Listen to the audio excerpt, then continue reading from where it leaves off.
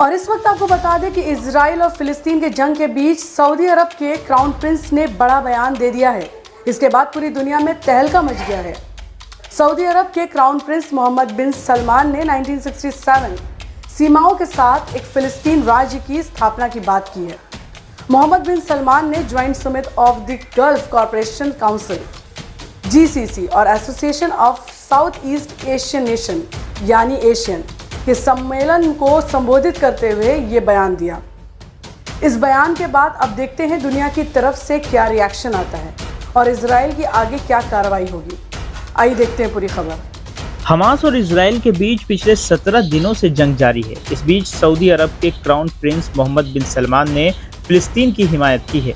उन्होंने 1967 की सीमाओं के साथ फिलिस्तीन को एक राज्य के तौर पर स्थापना का आह्वान किया है।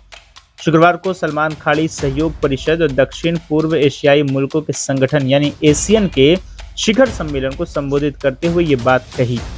उन्होंने इस सम्मेलन में हमास और इजराइल युद्ध पर बात करते हुए कहा कि गजा के लोगों पर आज जो बीत रहा है उसे लेकर हम बेहद दुख हो रहा है। गजा में बढ़ती हिंसा की कीमत बेगुनाह नागरिकों को चुकानी पड़ रही है। उन्होंने कहा कि सऊदी अरब ने जंग के दौरान बेगुनाह नागरिकों को निशाना बनाने को खारिज किया है और अंतर्राष्ट्रीय मानवीय कानून का पालन करने के महत्व पर जोर दिया है। सऊदी अरब नागरिकों और बुनियादी ढांचे के खिलाफ सैन्य कैंपेन को रोकने पर जोर देता है।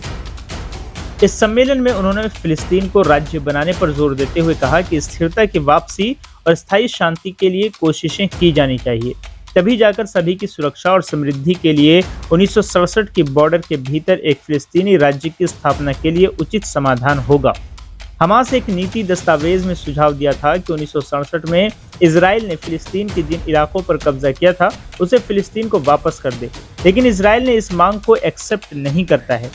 प्रधानमंत्री बेंजामिन नेतन्याहू हमेशा से कहते आए हैं कि इजराइल कभी भी अपनी 1967 की बॉर्डर से पीछे नहीं हटेगा।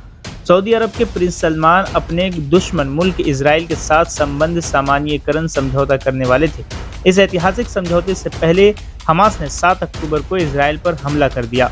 हमास के इस हमले में इजराइल के 1400 लोगों की मौत हो गई। वहीं इजराइल ने जवाबी कार्रवाई करते हुए गजा पट्टी पर हमला कर दिया। इस हमले में 4000 लोगों की मौत हो गई है। इजराइल के इस हमले में सबसे ज्यादा बच्चे और महिलाएं मारी गई हैं। इसे लेकर मुस्लिम मुल्क में भारी गुस्सा है।